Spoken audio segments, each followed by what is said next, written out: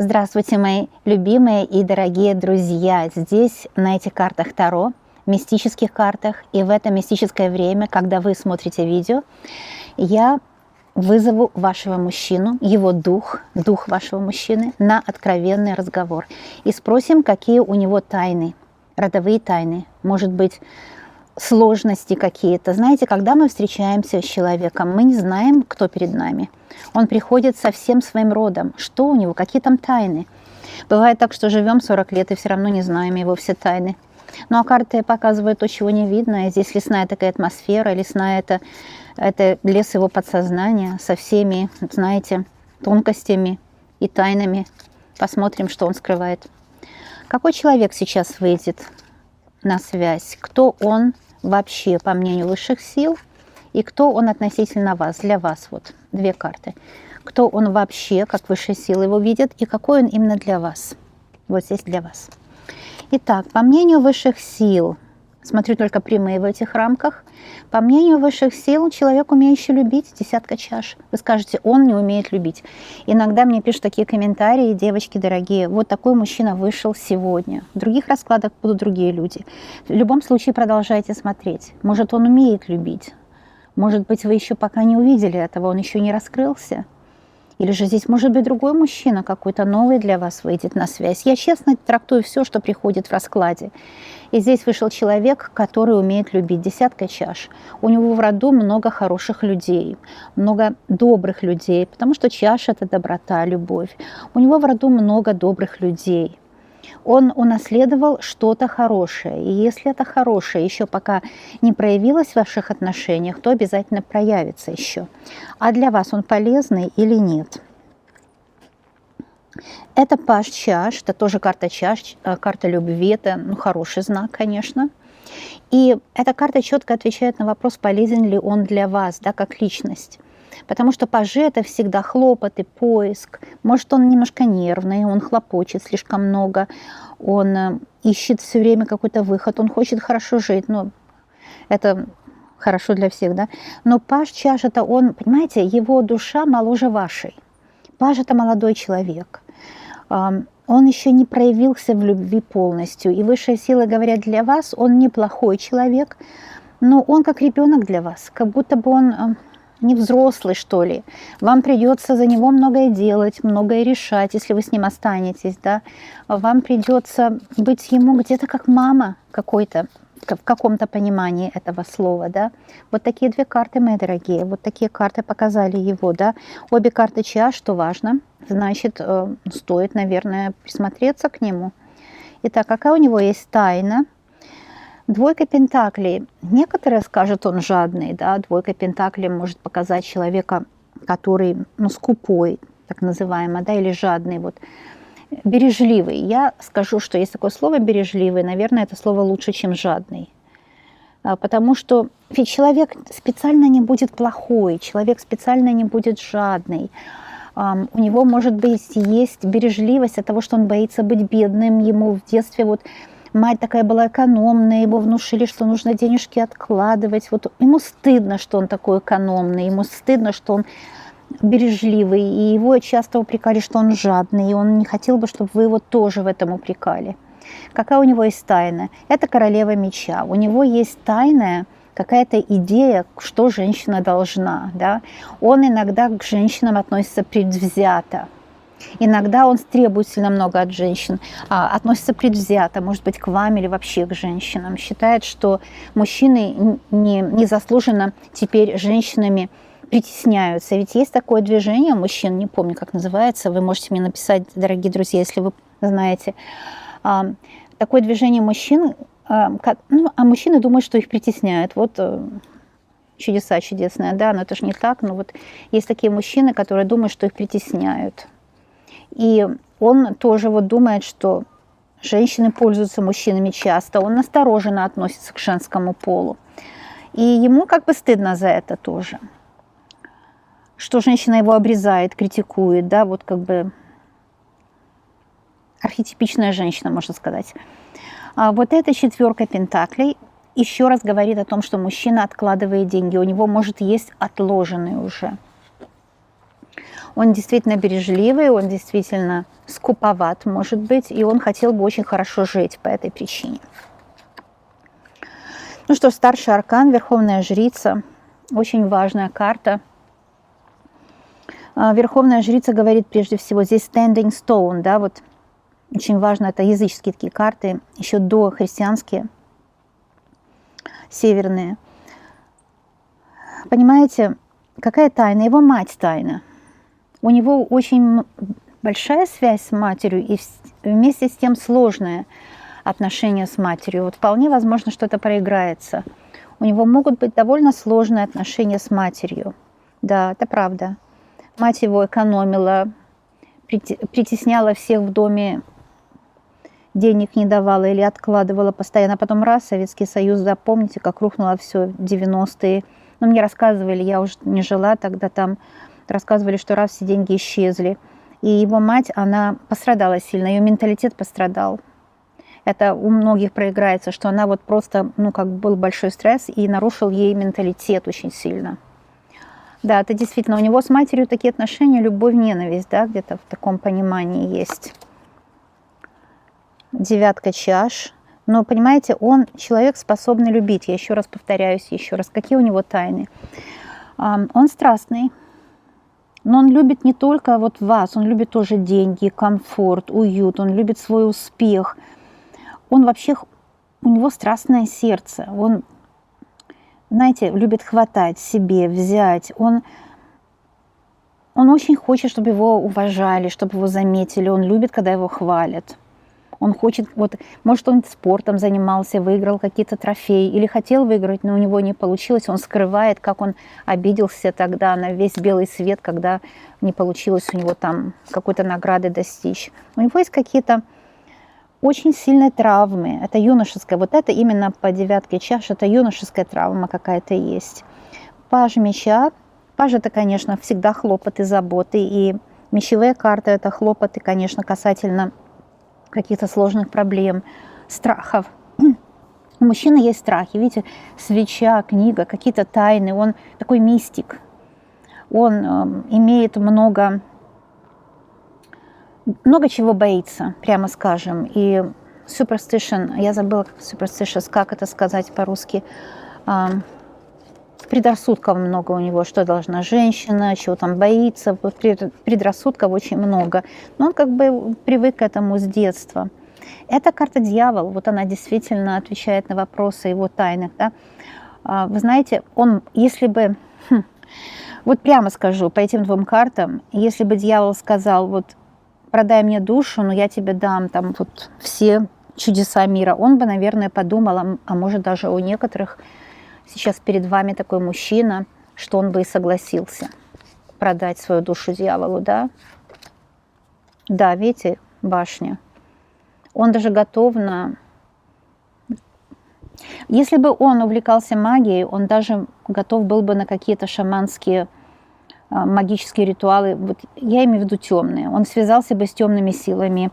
Башня и дьявол прямо показывают на связь с темными силами. Но еще Верховная Жрица говорит, что у него есть от рождения, есть какой-то дар вот ко всему магическому. Если бы он вот в своей специальности, может, не был так занят или еще что-то, а он с возрастом, может, займется, надеюсь, белой магией, надеюсь, не черной, но здесь вот у некоторых проиграется, что мужчина может и даже темной магией интересоваться. Может, он интересуется такой магией где-то так, чтобы вы не знали, тайно. Когда выходит карта дьявол, когда выходит карта башня, и вместе с этим еще Верховная Жрица, я бы сказала, что у некоторых, вы не пугаетесь, но не у всех, конечно, у некоторых на мужчине может быть магическое давление со стороны матери, другой женщины, со стороны его бывшей или другой женщины какой-то, да. И все связано с деньгами. Все связано с деньгами. Но он любит деньги, прямо скажем. И знаете, они у него будут.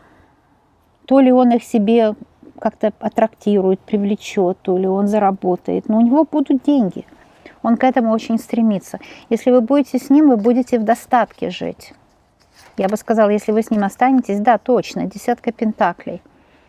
Если вы с мужчиной останетесь, вы будете жить в достатке, понимаете? Вот здесь все видно, да? Посмотрите. Вы точно будете жить с ним в достатке, потому что его деньги, он любит деньги, а деньги любят его, да? Вот дьявол говорит о том, что да, он любит это все, он любит красивую жизнь, и он даже готов на какой-то нехороший поступок ради этого. У некоторых проиграется только, вот не думайте, это его тайна, он не хочет, чтобы все знали об этом, что он такой, да. Вот такая черта характера, но деньги тоже его любят. Десятка пентаклей – это однозначно, что мужчина с возрастом, со временем, постепенно, но он будет богат, он будет состоятелен. Он будет состоятелен, да. Еще возьмем. Видите, да, действительно, он готов рисковать. Он любит риск. Он любит риск. И даже если у него какой-то ресурс небольшой, маленький совсем, он смелый человек, храбрый, он любит риск. Он знает, что кто не рискует, тот не пьет шампанское. И, видимо, ему в детстве внушили это, да. И он любит риск. Теперь я буду смотреть, какие вот самые-самые большие тайны у него есть. Мы узнали много тайн, которые он скрывает, но и так это будет видно. Вы будете с ним общаться, и вы это все увидите сами. И тогда напишите мне в комментариях подтверждение, потому что вы это сами увидите. А это самая сильная тайна его. Их будет 4 карты. Паж Пентаклей. Понимаете, смотрите, здесь ритуал, действительно. Вот видите, что делается на карте, да? Но вот все, что я сказала, карта показывает. Он занимается магией или будет заниматься. Причем не скажу, что это всегда белая магия. У некоторых проиграется, что он на все готов. Лишь бы только заработать, лишь бы только получить. А может, у него руки золотые. Магия – это его профессия, в которой он добьется многого. Но Паж Пентаклей – это он очень хочет узнать секрет благополучия. Знаете, этот закон привлечения энергии, закон привлечения денег. Вот у него эта пентаграмма, она перевернутая, она дьявольская. То есть он готов даже на сделку какую-то с темными силами, лишь бы только заработать. Это его самые сильные секреты. Опять касается вот. Не могу сказать, что алчность, но ему все интересно. Он вообще мистикой интересуется, и иногда его заносит не в ту степь. И это очевидно, когда он был ребенком, может, бабушка что-то такое делала, но заносит его не в ту степь. Это карта влюбленные. Самые его такие тяжелые тайны. Он с матерью связан какими-то узами, может быть. Довольно магическими узами. Если вы с ним живете или будете жить, не трогайте его, не трожьте, наверное, правильно сказать, его мать, потому что, это табу. У него с матерью какие-то особые узы. Это старший аркан, это карта влюбленные. Она говорит, что, понимаете, у него или же друиды какие-то были в предках. Вот в прошлых жизнях он буквально был или шаманом, или высшего сословия. Вот у него эта голубая кровь, вы, наверное, ощущаете иногда, что он чувствует, ему все должны. Вот он себя так ведет по этой карте, да, тем более вместе. Он так себя ведет, как будто ему все что-то должны. И это потому, что у него что-то там в роду было такое магическое, высшего порядка, да. Он себя чувствует, как будто он знатная личность. Но это в нем такая родовая кровь. Он не виноват, что он чувствует себя. Он заносчивый, может быть. Он может быть заносчивый, да. Он очень хочет свой дом. Вот квартиры ему недостаточно. Даже, сказала бы, не дома, а особняк. Двойка жезлов. Кстати, энергии у мужчины много. Он иногда приходит домой, если вы с ним живете. Уже говорит, что он устал, но он где-то немножко лукавит. Он просто хочет посмотреть телевизор, там порыться в интернете, у себя там в каких-то соцсетях. Он совсем не устал, это он использует как оправдание. Вот это его самые сильные секреты. Не знаю, у кого-то, может, он смотрит какие-то нехорошие сайты, но это не у всех, эта карта это не показывает. Она показывает, что он лукавит, когда говорит, что устал, там, я раздражен. На самом деле он просто хочет, чтобы его не трогали, уйти в свой мир. Он вообще так привык, он часто так делал раньше, уходил в свой мир. И в этом своем мире он, даже не то, чтобы он там отдыхает, он привык там быть. Вот я же говорю, что какой-то маг, вот у него что магическое что-то есть. Может, поэтому он вас привлек, у вас страсть к нему, потому что у него есть точно магические способности. И сейчас он, может, вот так себя ведет, да, по двойке жезлов. Он приходит, говорит: я устал, не трожь меня. А на самом деле он совсем не устал. Он просто хочет войти в этот свой мир, где он вот как бы и нет его.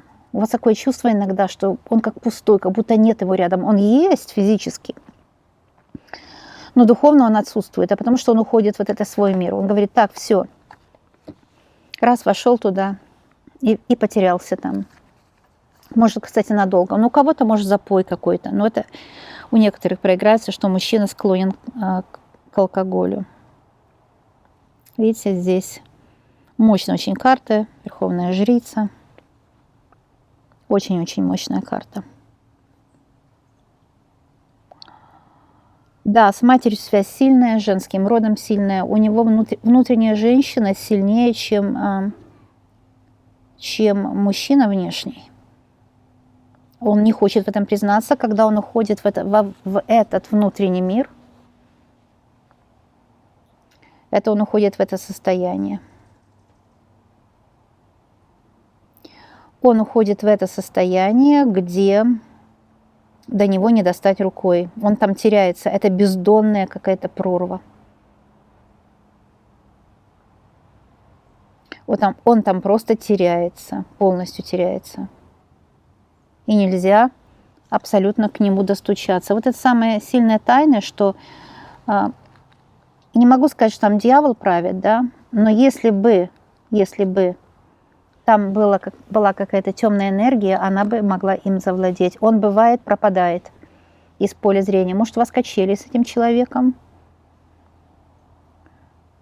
Но он повзрослеет, я вижу. Посмотрите, какие хорошие карты, да. Вот когда он начнет зарабатывать хорошо, когда он почувствует, что жизнь его любит, у него все получается, вот эти его тайны, они для него менее значимые будут, и он будет меньше уходить в себя, да. И будет, вот с ним, может, вы ссоритесь очень часто по карте, кстати, вот башня и дьявол. Часто ссоритесь, и он ссорится не по своей вине, потому что вот эти голоса ему диктуют что-то такое. Эти страхи какие-то, да, страхи. Кстати, это же у нас карта справедливость, да? У меня здесь не видно. Это не вторая, 11-я карта справедливость. Так что он унаследовал дар. Мужчина унаследовал дар. Но Верховная Жрица в любом случае вышла. Даже мы говорили, понимаете, прав тот, кто взял карту, да? Иногда так бывает, я говорю о какой-то карте, она уже в духе есть. Она уже в духе есть, уже присутствует. Потому что я привыкла, что старшие арканы вообще правильно должны писаться римскими, да? Я здесь не вижу, я далеко сижу от камеры. Я думала, это римская 2, это 11. Это карта справедливость. Вообще старшие арканы правильно, конечно, писать римскими. Но именно в этих картах написано вот так, да? Греческими написано.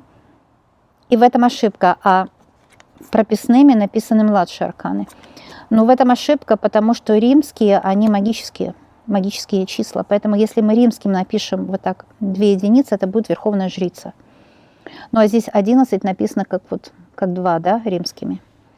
Это не важно, я не оправдываюсь, не думайте. Почему? Потому что я знаю точно, что Верховная Жрица должна была выйти. Если я о ней начала говорить, это значит, что ей нужно было оказаться на этом столе предсказательном, и нужно было, чтобы вы увидели, что у многих проиграется, он может стать белым магом, он может целителем быть, он может помогать людям со временем, но его руки для вас уже это как что-то магическое, да? Вы уже знаете, что у него есть дар. Я смотрю, у него по роду матери есть дар. У некоторых проиграется, что связано, конечно, с дьяволом. И это тоже родовое. Потому что вот если мы так будем рассматривать эту карту, когда здесь написано «The Standing Stone», То есть вот эти карты древние, да, они по-другому называются. И на самом деле это справедливость карт, потому что 11 номер. То, что я приняла его за римскую двойку, это не случайно, потому что Верховная Жрица все равно вышла. Все равно вышла. И здесь, вот видите, она просто профессия, она вам пророчествует, что он может делать заклинания, и может даже делает уже. Или у него в роду женщины делали заклинания, но и к нему дар перешел. У него пока это выражается как вот любовь к деньгам, или же уходит вот в какой-то внутренний мир, как я уже говорила, говорит бай, и ушел во внутренний мир, его вот пропал, не видно, да, или же качели, или он пропадает, потом появляется. Но это все связано, что он сам для себя тоже пропадает. Вот если вы поняли, о чем я говорю, да, он сам для себя пропадает, что он погружается куда-то туда, где ему самому страшно, потому что Верховная Жрица вместе с дьяволом, он пропадает в тот внутренний мир, в котором ему самому страшно. И когда он выходит из этого мира, иногда бывает раздраженным, потому что он не хочет туда пропадать. У некоторых это проиграется. Кстати, вот по этому раскладу у некоторых выпивает мужчина, не по своей тоже воле, наследственные. Привязки к алкоголю – это бесы. Алкоголь – это бесы, да, они наследственные. Но ему этих бесов можно выгнать. Кстати, в этом видео, не зря вот здесь вы видите, да, вот это подобное притягивает подобное и убирает негатив. Так что вот это видео может тоже помочь справиться с этими привязками, с бесами всевозможными. У него есть какие-то бесы.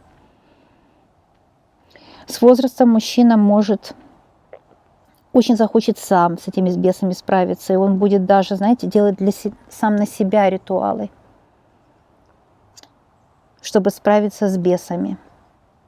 Интересный мужчина вышел на связь. Девочки, у меня много видео на такую тему. Открываем тайны мужчин. И вот такой вышел в этом сегменте, да.